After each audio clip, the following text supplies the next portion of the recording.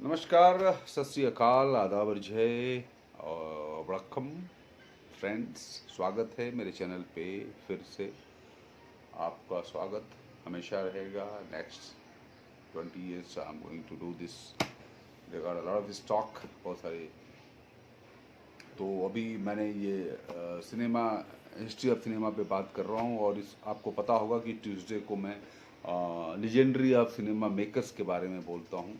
तो अभी अकीरा कुरसावा का एपिसोड चल रहा है, आप लोग उसको भी देखें। And please subscribe my channel and share, spread and comments. अब मैं बात कर रहा था, पिछले एपिसोड में मैंने बताया कि चार्ल्स अर्बान करके एक बंदा जो है ब्रिटिश से आया। बहुत सारे लोग आए but he was very different, मतलब बहुत ही वो 1911 में इंडिया आया, 1911 में। और यहाँ पे आकर उसने एक ओपनिंग ऑफ दरबार कोरोनेशन था, आप लोगों को पता ही होगा। उसमें king George V and queen Mary as well coronation durbar था उन लोगों का, जिसको शूट किया गया। बहुत सारे इंडियंस ने भी शूट किया, लेकिन उसको स्पेशल परमिशन दिया गया था शूट करने के लिए।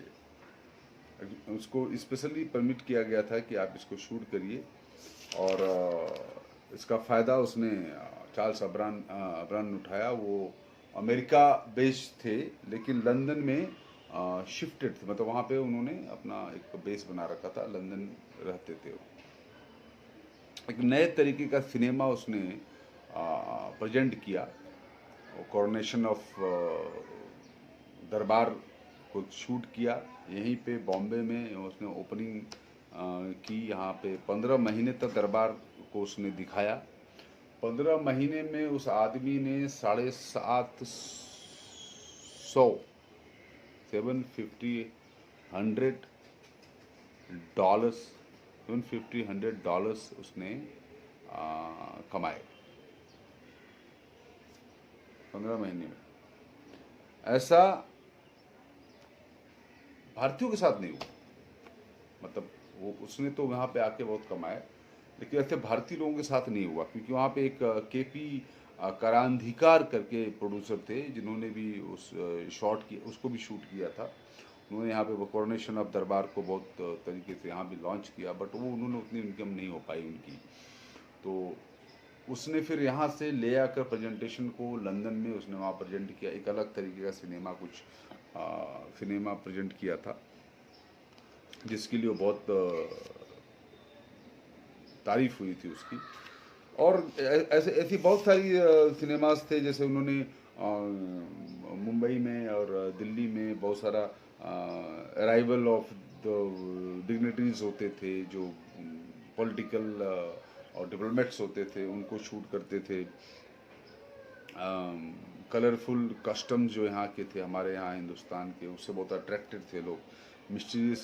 ये रिचुअल्स जो हमारे यहाँ होता है अलग अलग तरीके की, वो सब फॉरेनर्स को ज़्यादा अट्रैक्ट करता था।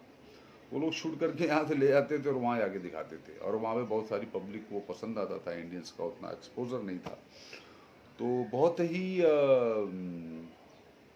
बढ़िया तरीके से उसने किया। और he made lot of money in that, Charles Urban. उसको स्पेशली जो है 1911 में जब वो आया था, तो section special crown sanction to the film of Delhi durbar in kinema colour. उसका एक स्पेशल सैंक्शन दिया गया, उसका नाम था special crown sanction to film the Delhi durbar in kinema colour. उसका एक अलग प्रोसेस इन्वेंट किया उस आदमी ने, और उसको नए तरीके से प्रेजेंट किया। तो ये चार्ल्स अर्बन की स्टोरी थी, जो उसने 1911 में आने के बाद हिंदुस्तान से $750,000 कमाए, और कमा के यहाँ से चला गया। और जाके लंदन में उसने वापस वहाँ पे अपना फिल्म में दिखाया। लेकिन इंडियन प्रोड्यूसर जो थे, जो मैंने बताया आपको, केपी करांधिकर, वो भी अच्छे प्रोड्यूसर थे, लेकिन उनका उतना बड़ा भाग्य नहीं था, उन्होंने पैसे नहीं बना पाए। बाद में उन्होंने बहुत सारी फिल्में बनाई, जिसकी चर्चा हम फ्यूचर में करेंगे। और बट ये था कि उनका जो उतनी इनकम नहीं हुई, बट रिकवरी मोड में थे वो। फिर उन्होंने बहुत सारी शूटिंग, कैमरा वैमरा ये सब उन्होंने खरीद रखा था। तो ये चार्ल्स अर्बन और केपी करांधिकर की स्टोरी है। अगले एपिसोड में हम बताएंगे अभी तक कैसे फिल्में बनाई जाती थी, कहानियों का बेस क्या होता था। फिर मैं 20 एपिसोड के बाद, 19-20 एपिसोड के बाद मैं अपने दादा साहब फाल्के की स्टोरी को बताऊंगा, उनकी लाइफ हिस्ट्री बताऊंगा, हिस्ट्री ऑफ सिनेमा, कैसे उन्होंने किस तरह से चीज़ों को अडॉप्ट किया, कैसे स्ट्रगल करके उन्हें पहली हिंदी फिल्म, इंडियन फिल्म बनाई। So thank you friends, please subscribe my channel and